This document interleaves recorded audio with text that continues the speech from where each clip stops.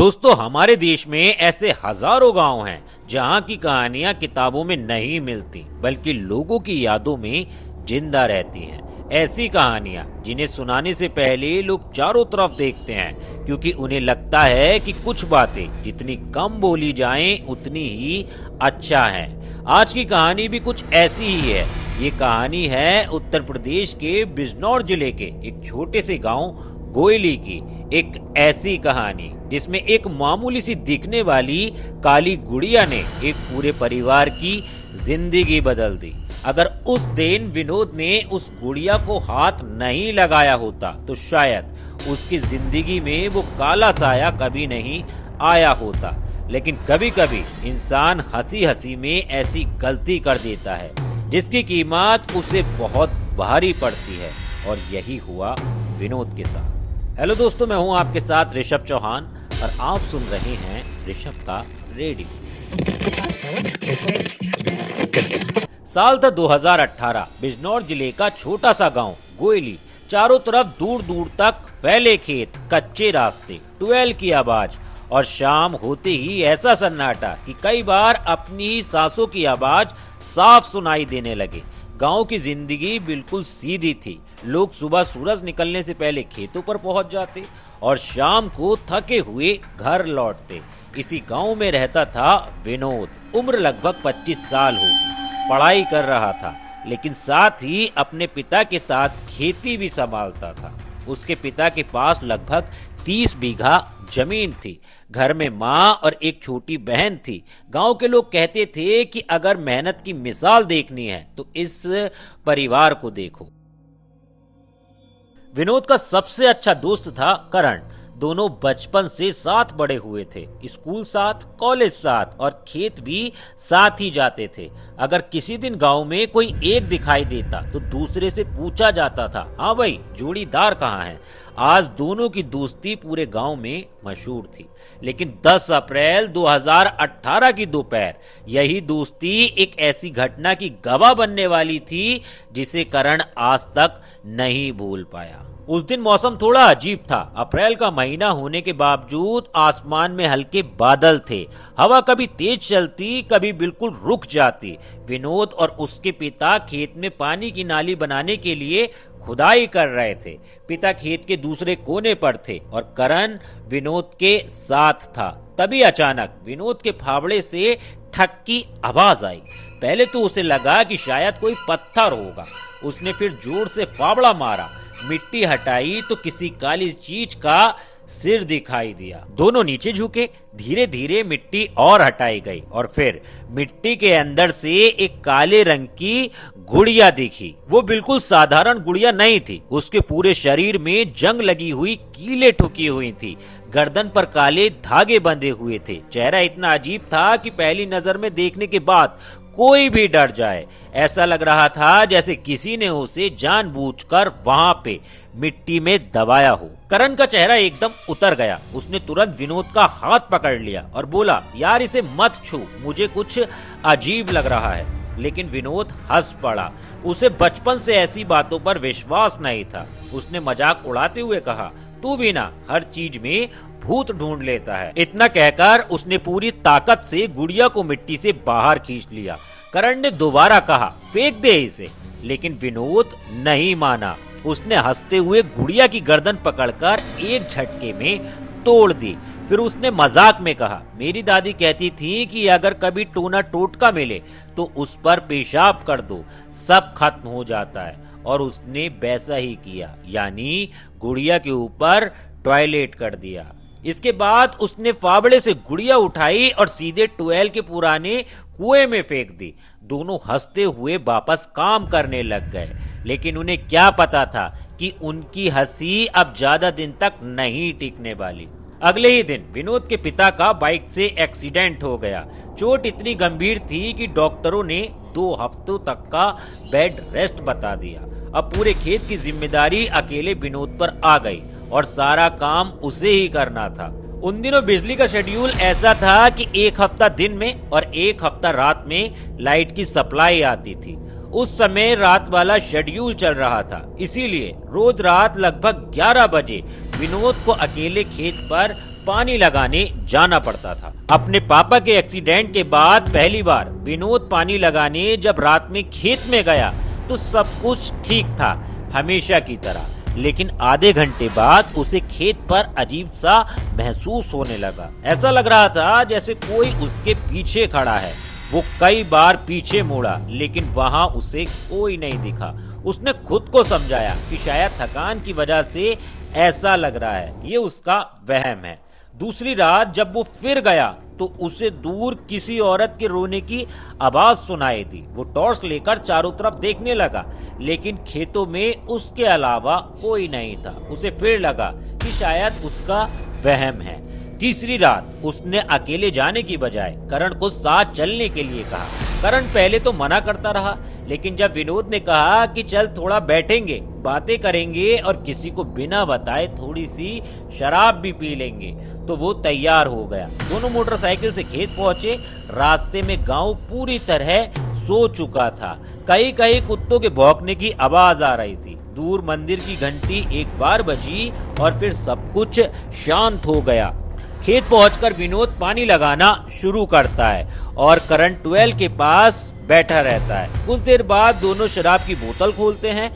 दोनों हंस रहे थे, पुरानी बातें याद कर रहे थे।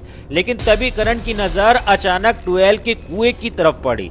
उसे लगा कि जैसे काली साड़ी में कोई औरत है।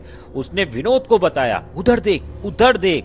लेकिन विनोद ने जैसे ही देखा, विनोद को वहां पर कुछ भी नजर नहीं आया। लेकिन करण काफी ज्यादा डर गया था। विनोद ने हंसकर कहा, शराब पीने के बाद दिमाग खेल करने लगता है। लेकिन करण के चेहरे पर हंसी नहीं थी। उसे साफ महसूस हो रहा था कि इस खेत में कुछ ऐसा है जिसे वे देख नहीं पा रहे हैं। वापस लौटते समय करण ने एक बार फिर पीछे मुड़कर देखा। उसे पल भर के लिए ऐसा लगा कि ट्वेल के पास कोई काले कपड़े में फिर से औरत खड़ी है। उसने टॉर्च सीधी उस तरफ मारी। वहां सिर्फ बिजली का खंबा था। उसने सोचा कि शायद आंखों का धोखा होगा या फिर विनोद जो है वो सही कह रहा है। लेकिन उसी रात दोनों जब घर लौटे तब असली खेल शुरू हुआ। सुबह विनोद बिल्कुल ठीक था। उसने नाश्ता किया, माँ से हंसी मजाक किया और बहन की शादी की बात करने लगा और दिन में कॉलेज चला गया। लेकिन जैसे ही शाम ढली वो घर आया, उसका व्यवहार अचानक बदलने लगा। वो बिना किसी वजह के चुपचाप एक कोने में बैठ गया। उसकी आंखें कमरे के एक खाली हिस्से को लगातार घूर रही थी, जैसे वहां कोई खड़ा हो। माँ ने पूछा, क्या हुआ बेटा? तो उसने कोई जवाब नहीं दिया। करीब 10 मिनट बाद अचानक जोर जोर से हंसने लगा। इतनी तेज हंसी कि पूरे घर के लोग डर गए। फिर अचानक उसकी आंखों से आंसू बहने लगे। वो बच्चों की तरह रोने लगा लेकिन रोने की वजह नहीं बता पा रहा था। कुछ देर बाद सब कुछ फिर सामान्य हो गया, जैसे कुछ हुआ ही नहीं हो। करण को जब ये बात पता चली तो उसके सीने में अजीब सी घबराहट होने लगी। उसके दिमाग में बार बार वही काली गुड़िया, वही कीले घूम रही थी। उसे लगा कि शायद उस दिन उन्होंने किसी ऐसी चीज के साथ खिलवाड़ कर दिया है जो उन्हें नहीं करना था। लेकिन उसे बिल्कुल भी अंदाजा नहीं था कि ये तो सिर्फ शुरुआत थी। आने वाली रातें विनोद और उसके परिवार और खुद करण की जिंदगी का सबसे डरावना अध्याय बनने वाली थी।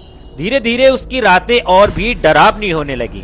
कई बार ऐसा होता कि रात को 2 या 3 बजे वो अचानक बिस्तर से उठकर घर के आंगन में जाकर खड़ा हो जाता। उसकी आंखें खुली होती लेकिन ऐसा लगता जैसे वो किसी गहरी नींद में चल रहा हो। माँ उसे आवाज देती लेकिन वो कोई जवाब नहीं देता। वो बस घर के बाहर अंधेरे की तरफ देखता रहता, जैसे कोई उसे बुला रहा हो। एक रात उसकी माँ ने डरते डरते उसका हाथ पकड़कर अंदर लाने की कोशिश की, लेकिन उसी पल विनोद ने इतनी जोर से उनका हाथ झटक दिया कि वो पीछे गिर पड़ी। ये सब देखकर उसकी बहन इतना ज्यादा डर गई कि उसे बुखार आ गया। इसी बीच विनोद के शरीर में भी अजीब सा बदलाव होने लगा। जो लड़का कुछ दिन पहले तक खेतों में घंटों मेहनत करता था, उसका वजन तेजी से गिरने लगा। गांव वाले जब उसे देखते तो कहते, चेहरा कैसे बैठ गया है, गाल अंदर धस गए हैं, आंखों के नीचे काले घेरे पड़ गए हैं और उसकी चमकती हुई आंखें हमेशा थकी हुई दिखाई देती थी। उसकी माँ हर रोज अच्छा खाना बनाती, लेकिन वो 2-3 निवाले से ज्यादा नहीं खा पाता। डॉक्टर को परिवार ने दिखाया तो डॉक्टर भी कुछ बात नहीं समझ पाया, क्योंकि जब रिपोर्ट्स कराई गई तो सब कुछ उसके शरीर में नॉर्मल था। हैरानी की बात यह थी कि उसे बचपन से मीठा बिल्कुल पसंद नहीं था, लेकिन अब वो रात को बार बार एक ही चीज मांगता, मिठाई। मिठाई नहीं होती तो वो बेचैन हो जाता। उसकी माँ को ये बात बहुत अजीब लगती थी, क्योंकि उन्होंने अपने बेटे को कभी ऐसी जिद करते हुए आज तक नहीं देखा था।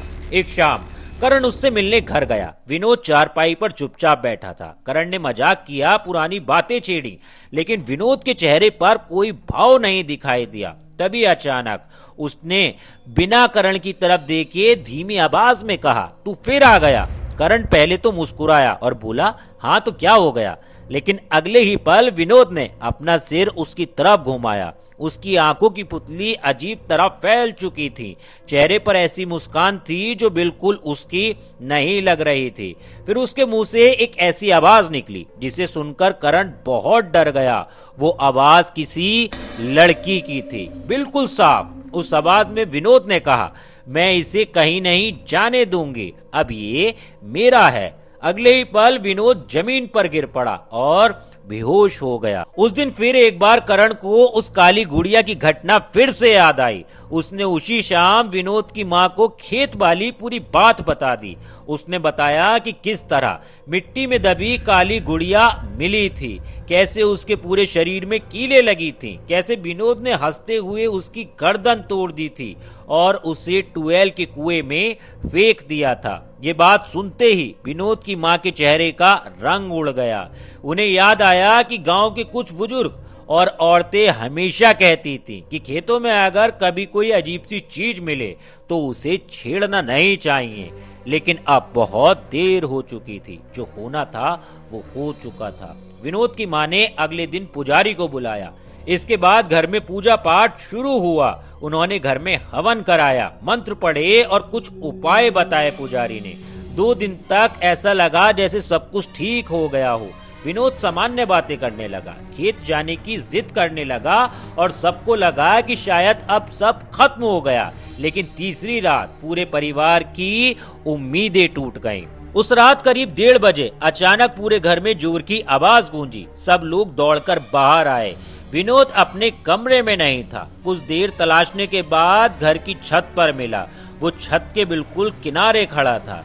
नीचे करीब 20 फुट की ऊंचाई थी, लेकिन उसके चेहरे पर डर नहीं था। वो धीरे धीरे मुस्कुरा रहा था और वो बिना पलक झपकाकर अंधेरे आसमान की तरफ देख रहा था। परिवार के लोग उसे आवाज दे रहे थे, लेकिन उसने किसी की तरफ नहीं देखा। फिर अचानक उसने उसी लड़की जैसी आवाज में कहा, तुम लोग इसे बचा नहीं सकते, इसे मेरे साथ आना ही होगा। उस पल घर में मौजूद हर इंसान के रोंगटे खड़े हो गए। किसी तरह उसकी माँ ने उसे पकड़ लिया और नीचे लेकर आई। लेकिन सबसे अजीब बात अगली सुबह हुई। विनोद जब उठा तो उसे कुछ याद ही नहीं था। करीब 1 महीना बीत चुका था। अब घर का माहौल ऐसा हो गया था कि किसी को रात होने का इंतजार नहीं रहता था, बल्कि सभी सूरज ढलते ही डरने लगते थे। पहले जहां घर में हंसी की आवाजें आती थी, अब हर शाम एक अजीब सी खामोशी उतर आती थी। विनोद की माँ हर रोज भगवान के सामने दिया जलाती और अपने बेटे के ठीक होने की दुआ मांगती। गांव वाले भी अब घर आना कम कर चुके थे। कुछ लोग सहानुभूति जताते, कुछ लोग दूर से ही बातें बनाते और कुछ ऐसे भी थे जो घर के सामने से गुजरते हुए धीरे से कहते कि इस घर पर काला साया है।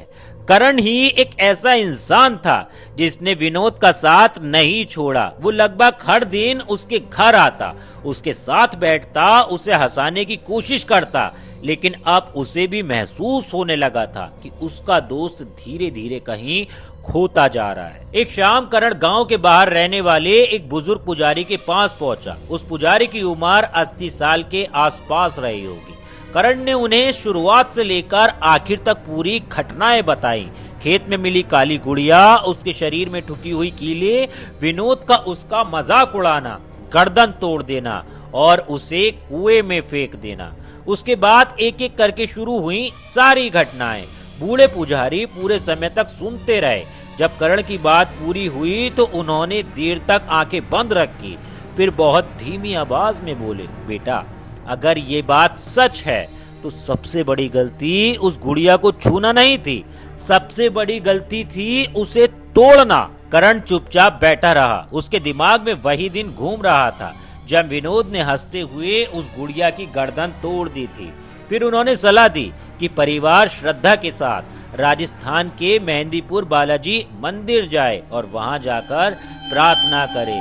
परिवार के पास अब विनोद को बचाने का ये आखिरी सहारा था, लेकिन विनोद की हालत इतनी बिगड़ चुकी थी कि उसे घर से बाहर ले जाना भी आसान नहीं था। अगर कोई उसे पकड़ने की कोशिश करता तो वो खुद ही अपने आप को चोट पहुंचाने लगता। इसीलिए एक रात करण को मिठाई में बेहोशी की दवाई दे दी गई और फिर परिवार ने उसे सावधानी से गाड़ी में लिटाया और करण के साथ माँ बाप राजस्थान के लिए निकल पड़े। पूरी यात्रा में किसी ने ज्यादा बात नहीं की। गाड़ी में सिर्फ इंजन की आवाज आ रही थी और विनोद की मां लगातार प्रार्थना कर रही थी। विनोद पीछे की सीट पर उनकी गोदी में सर रखकर लेटा हुआ था। सुबह होते होते वो मेहंदीपुर बालाजी के पास पहुंच गए। जैसे ही मंदिर का पहला बोर्ड दिखाई दिया, विनोद की आंख अचानक खुल गई। कुछ सेकंड तक वो खिड़की के बाहर देखता रहा, फिर उसका चेहरा बदलने लगा, उसकी सांसें तेज हो गईं, वो जोर जोर से चिल्लाने लगा। परिवार उसे समझाने लगा, लेकिन वो लगातार विरोध करता रहा। जैसे ही गाड़ी मंदिर के पास रुकी, विनोद ने दरवाजा खोला और गाड़ी से कूदकर भागने लगा। करण और उसके माता पिता भी विनोद के पीछे दौड़ पड़े। वो सीधे सड़क किनारे खड़े एक पुराने पेड़ तक पहुंचा और इतनी तेजी से उस पेड़ पर चढ़ने लगा कि देखने वाले हैरान रह गए। कुछ ही सेकंड में वो उस ऊंची डाल पर बैठ गया। नीचे खड़े लोग उसे उतरने के लिए कहते रहे, लेकिन वो किसी की बात नहीं सुन रहा था। काफी देर बाद मंदिर के सेवकों की मदद से उसे नीचे उतारा गया। परिवार उसे लेकर मंदिर पहुंचा। उन्होंने पूरे विश्वास के साथ दर्शन किए, प्रार्थना की और लंबे समय तक वहीं बैठे रहे। विनोद को जंजीरों में बांध दिया गया, लेकिन विनोद जंजीर में बंधने के बाद अपना सर जमीन में पटक पटक कर मार रहा था और काफी जोर जोर से रो रहा था। लड़की की आवाज में चिल्ला रहा था। 3 दिन तक मंदिर में विनोद जंजीर से बंधा रहा। घंटियों की आवाज, भजन, हनुमान चालीसा के बीच धीरे धीरे विनोद ठीक होने लगा। चौथे दिन कई दिनों बाद वो बिल्कुल शांत बैठा था। विनोद को जंजीर से खोलकर दर्शन कराए गए। दर्शन के बाद मंदिर के एक पुजारी ने परिवार को अलग बुलाया। उन्होंने पूरी बात ध्यान से सुनी और फिर शांत स्वर में कहा, ऐसी बातें कही जाती हैं कि कुछ तांत्रिक विशेष कर्म कांडों के दौरान किसी वस्तु का उपयोग करते हैं। अगर किसी ऐसी वस्तु को बिना समझे तोड़ दिया जाए तो उसका अशुभ प्रभाव उस व्यक्ति पर पड़ सकता है जिसने उसे छेड़ा हो, और ये सब उसी कारण हुआ। यानी करण जो अब तक काली गुड़िया के बारे में सोच रहा था वो बात सच निकली। परिवार ने वहीं मन ही मन भगवान से प्रार्थना की। गांव लौटने के बाद धीरे धीरे सब कुछ बदलने लगा। विनोद की बेचैनी खत्म होने लगी। रात में वो आराम से सोने लगा। उसने फिर खेत जाना शुरू किया। उसका वजन वापस बढ़ने लगा। वो पहले की तरह माँ के साथ हंसने लगा, पिता का हाथ बटाने लगा और धीरे धीरे उसकी जिंदगी फिर ठीक होने लग गई। लेकिन एक दिन खेत में काम करते हुए करण ने हिम्मत करके विनोद से पूछा, तुझे उन दिनों की कोई बात याद है? विनोद कुछ देर सोचता रहा, फिर मुस्कुराया और बोला, नहीं, मुझे बस इतना याद है कि मैं बहुत बीमार था। घर वाले मुझे राजस्थान लेकर गए थे। उसके बाद सब ठीक हो गया। बाकी कुछ भी याद नहीं। करण कुछ पल तक के लिए चुप रहा। उसे आज भी याद है वो काली गुड़िया, उसके शरीर में लगी कीले, खेत का वो सुनसान टुएल, काली साड़ी में खड़ी वो औरत और मेहंदीपुर तक का सफर। लेकिन उसने कभी विनोद को पूरी सच्चाई नहीं बताई, शायद इसलिए क्योंकि कुछ यादें इंसान को जिंदगी भर डराती रहती हैं और कुछ यादों का हमेशा के लिए मिट जाना ही ठीक होता है। तो दोस्तों, अगर आपको भी कभी कोई खेत में या फिर रास्ते में इस तरह की कोई अजीब चीज दिखे, कोई काली गुड़िया दिखे या फिर कोई हंडिया दिखे, तो उन्हें कभी भी मत छेड़ना, क्योंकि कहीं ऐसा ना हो जो विनोद के साथ हुआ उसका शिकार आप भी हो जाओ।